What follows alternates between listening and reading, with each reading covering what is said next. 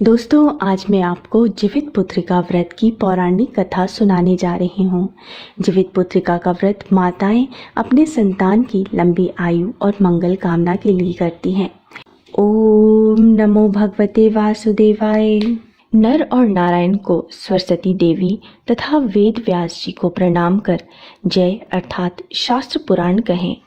जिस परमेश्वर की ब्रह्मा, वरुण, इंद्र, महादेव और देवता लोग सुंदर स्तोत्रों से स्तुति करते हैं और जिन परमेश्वर का शिक्षा, सूत्र, व्याकरण, निरुक्त, ज्योतिष, छंद इनके सहित वेदों द्वारा, पदक्रम, उपनिषदों द्वारा सामवेदी लोग गुणानुसार गाते हैं और योगी लोग ध्यान करके मन में जिस परमेश्वर को देखते हैं और जिसके अंत को देवता और असुरों ने भी नहीं जाना, उस परमेश्वर को नमस्कार है। एक समय नौनिशारण्य के रहने वाले सब मुनि लोग संसार के ऊपर कृपा की इच्छा से सुत जी से पूछने लगे, यह भयंकर घोर कलयुग में बालक बहुत काल तक जीने वाले कैसे होंगे? सुत जी बोले, द्वापर के अंत में जब कलयुग प्रवृत्त हुआ तब दुखिनी स्त्रियां विचार करने लगी कि माता जीती हैं, उनके आगे लड़के नष्ट हो जाते हैं। ऐसा निश्चय करके गौतम ऋषि के पास सब मिलकर गईं। सुखपूर्वक महात्मा गौतम एकांत में बैठे थे। उनके आगे स्त्रियां नम्रता पूर्वक खड़ी होकर कहने लगीं, इस भयंकर समय में किस प्रकार से या तप से हम लोगों के लड़के जीवित रहेंगे, ऐसा निश्चय करके हे प्रभु आप ही कहिए। ऐसा उन स्त्रियों का वचन सुनकर गौतम जी कहने लगे, हे स्त्रियों, जैसा मैंने पहले सुना है वैसा आप लोग भी सुनो। महाभारत का युद्ध जब समाप्त हो गया, युधिष्ठिर दुखी हुए।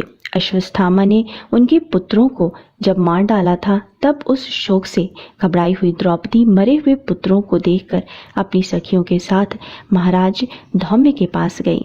द्रौपदी बोली, हे ब्राह्मण श्रेष्ठ, किस उपाय से पुत्र दीर्घायु जीवी होंगे, ये प्रसन्नता पूर्वक निश्चय करके कहिए।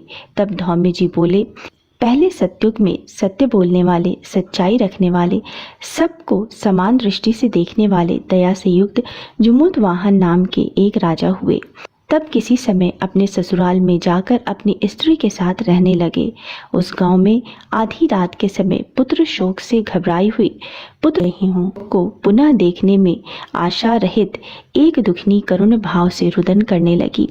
हाय हाय, मुझ बुढ़ी के आगे जवान पुत्र नष्ट होने जा रहा है। ऐसा उसका रोना सुनकर दया से युक्त राजा का हृदय फट गया। तब राजा वहां जाकर बोला, इनके मरने का कारण कहो। वह बोली, हे राजन, रोज रोज गरुड़ मेरे लड़के को खाता है। वृद्धा का वचन सुनकर दयालु राजा बोला, तू खड़ी रह, तेरे पुत्र की रक्षा के लिए मैं यत्न करूंगा। यूं कहकर राजा भय को छोड़कर खाने के स्थान पर गया। वहां पर गरुड़ जी आकर राजा के शरीर का मांस खाने लगे। बड़े तेजस्वी गरुड़ जी ने बायां अंग जब खा लिया, तब पासा फेरकर राजा ने दूसरा अंग भी दे दिया। उसको देखकर गरुड़ जी ने पूछा, देव योनि में आप कौन हैं? हे वीर, आप मनुष्य नहीं हैं, आपके जन्म और कुल को कहिए। इसके बाद राजा स्वयं पीड़ा से घबराया हुआ बोला, आप अपनी इच्छा पूर्वक भोजन कीजिए, व्यर्थ के प्रश्नों से क्या लाभ। इस वाक्य को सुनकर गरुड़ ने उन्हें खाना छोड़ दिया। फिर आग्रह पूर्वक राजा के जन्म और कुल को पूछने लगा। राजा बोला, मेरी माता रानी शैव्या है और पिता राजा शालिवाहन है। सूर्य वंश में उत्पन्न हुआ मैं राजा जुमुदवाहन हूँ। इस दयालुता को देखकर राजा से गरुड़ जल्दी से बोला कि हे महाराज, जो आपके मन में हो सो आप वर मांगिए। राजा बोला, हे गरुड़, आप अगर मुझको वर देना चाहते हैं तो मैं मांगता हूँ कि जिसको आपने पहले आहार बनाया है वे सब जिए और फिर अब आप किसी जीव को न खाएं। यही मेरी प्रार्थना है और जो जीव उत्पन्न होते हैं वे बहुत काल तक जिए, ऐसा उपाय कीजिए। धौम्य जी बोले, आनंद के साथ वर देकर पक्षियों के राजा गरुड़ स्वयं राजा की इच्छा से अमृत लेने गए और अमृत लगाकर पृथ्वी पर मृत शरीर और हड्डियों पर चारों तरफ से खूब बरसाया। तब वे जो खाए गए मनुष्य थे वे सब गरुड़ की प्रसन्नता से और राजा की कृपा से जी गए। राजा का शरीर पहले से दुगुना सुशोभित हुआ। राजा की दयालुता देखकर गरुड़ जी बोले कि दूसरा वरदान लोक हित की इच्छा में मैं स्वयं देता हूँ। अश्विन माह के कृष्ण पक्ष की अष्टमी बड़ी शुभ है। सप्तमी से रहित वह आज है और तुम प्रजा को जिलाने वाले हो। इस कारण से आज का दिन ज्ञानमय होगा। श्री दुर्गा जी की मूर्ति का बहुत ही भेद है जो तीनों लोकों में पूजनीय है। हे वत्स, आज अमृत के लाने से इस अष्टमी का नाम जीव पुत्रिका हुआ और ये देवी माँ दुर्गा हैं। इस अष्टमी तिथि में जो स्त्रियां जीव पुत्रिका का पूजन करेंगी और कुशा से तुम्हारा रूप बनाकर श्रद्धा और भक्ति से पूजन करेंगी, उनके सौभाग्य की वृद्धि और वंश की वृद्धि निरंतर होती रहेगी। हे महाराज, इसमें कोई संशय नहीं है। सप्तमी से रहित जो अष्टमी है उसमें उपवास करें। जिसमें सूर्य नारायण उदित हो वही अष्टमी है और पारण नवमी के दिन करें। सप्तमी से सहित अष्टमी नहीं करना चाहिए, नहीं तो कोई फल नहीं प्राप्त होता और सौभाग्य भी निश्चय नष्ट हो जाता है। इस प्रकार से गरुड़ जी राजा को वरदान देकर विष्णुपुर बैकुंठ को चले गए। राजा भी अपनी स्त्री के साथ अपने नगर को लौट आए। हे देवी, यह बहुत दुर्लभ व्रत मैंने कहा, जिस व्रत के प्रभाव से लड़के बहुत दिन जीवित रहते हैं। इस वास्ते हे देवी, इस व्रत को पूर्वोक्त विधि से करो और इसमें पार्वती और शैलपुत्री जो है उनका पूजन करो, तब तुमको फल प्राप्त होगा। मुनि के वचन को सुनकर द्रौपदी ने बहुत प्रसन्न होकर ग्राम की सब स्त्रियों को बुलाकर इस उत्तम व्रत को किया। गौतम ऋषि बोले, इस व्रत के प्रभाव को सुनकर चीली ने किसी सुंदर सखी सियारिन से कहा। उसने भी इस व्रत को स्वीकार किया। किसी पीपल की औली में रहकर चीली व्रत को करने लगी। उसी पीपल के खोडर में सियारिन भी व्रत को करने लगी। कहीं पर उत्तम ब्राह्मण से इस कथा को सुनकर चीली ने अपनी सखी सियारिन जो कि खोडर में बैठी थी उससे कहा। आधी कथा को सुनकर भूख से दुखी शरीर वाली सियारिन खोडर से निकलकर जल्दी से मुर्दों से भरे हुए शमशान पर गई।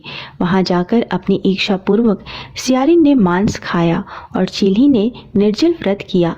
तब प्रातःकाल हो गया। गौशाला में जाकर सुगंधित युक्त सुंदर जल पिया। वहीं पर स्वस्थ चित्त से नवमी के दिन नवमी में पारण किया। कुछ ही समय बाद दोनों ने अपने शरीर को छोड़ दिया। बाद में कौशलपुर में किसी धनी के घर संयोग से एक ही घर में दोनों का जन्म हुआ। बड़ी बहन सियारिन हुई, छोटी बहन चिल्ही हुई। संपूर्ण लक्षणों से युक्त उसको जाति का स्मरण रहा। बड़ी बहन काशी राज से ब्याही गई, छोटी बहन वहीं काशी राज के मंत्री से ब्याही गई। गहरे पंथ अग्नि के समीप में विधि पूर्वक ब्याह किया गया। पूर्व जन्म के फल से मृगनैनी रानी से जो लड़का उत्पन्न हुए वो सब यमराज के घर चले गए। जाति का स्मरण रखने वाली दीवान जी की स्त्री के 8 पुत्र उत्पन्न हुए। 8 वसुओं की माता की तरह उसको देखकर राजा की स्त्री राजा के आगे ईर्ष्या के साथ बोली, हे नाथ, मेरे वचन को आप पूर्ण करो और जिस रास्ते से मेरे लड़के यमराज के यहाँ गए हैं उसी रास्ते से अगर हमारा जीवन चाहते हो तो मेरी बहन के लड़कों को भी पहुंचा दो।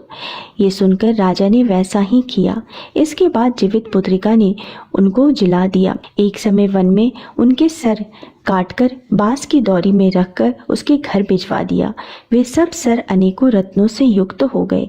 बिना चोट के सभी जी गए। उन लड़कों को देखकर राजा की स्त्री बड़े आश्चर्य को प्राप्त हुई। आकर के अपनी बहन से पूछने लगी कि तूने कौन सा ऐसा व्रत किया जिससे तुम्हारे लड़के बार बार मर के भी जीवित हो जाते हैं। दीवान जी की स्त्री बोली, पूर्व जन्म में मैं चिल्ही रही तो सियारिन रही। जीवित पुत्रिका के व्रत को करते हुए तूने अच्छी तरह व्रत का पालन नहीं किया। उसी दोष से हे बहन तेरे लड़के नहीं जीते हैं। मेरा व्रत नष्ट नहीं हुआ था, इससे मेरे लड़के जीवित रहते हैं। हे प्यारी, अब तुम और राजा साहब इस व्रत को करो। इस व्रत के प्रभाव से तुम्हारे पुत्र जीवित रहेंगे। हे भाग्यवती, मैं सच कहती हूँ। उससे इस व्रत को सुनकर रानी ने भी इस व्रत को किया। उस दिन से राजा जीवित पुत्र हुए और उस रानी के पुत्र भी बड़े सुंदर हुए। इस पृथ्वी पर वे लड़के राजा हुए, बहुत समय तक जीने वाले हुए। सुत जी ऋषियों से बोले, ये मैंने सुंदर व्रत संपूर्ण सौभाग्य को बढ़ाने वाला कहा है। पुत्रों के दीर्घ जीवन की इच्छा रखने वाली स्त्रियां इस व्रत को करें। सब मिलके बोलो, राजा जमूत वाहन की जय, माँ जीवित पुत्रिका की जय। ओम नमो भगवते वासुदेवाय। दोस्तों, उम्मीद है आपको मेरा आज का वीडियो पसंद आया होगा। वीडियो पसंद आया है तो वीडियो को लाइक ज़रूर कर दीजिएगा, परिवारजनों के साथ, दोस्तों के साथ शेयर कीजिएगा और मेरे चैनल को सब्सक्राइब करना मत भूलिएगा। मिलते हैं अगले वीडियो में, तब तक स्वस्थ रहिए, सुरक्षित रहिए और अपना बहुत बहुत ध्यान रखिए। जय माता दी।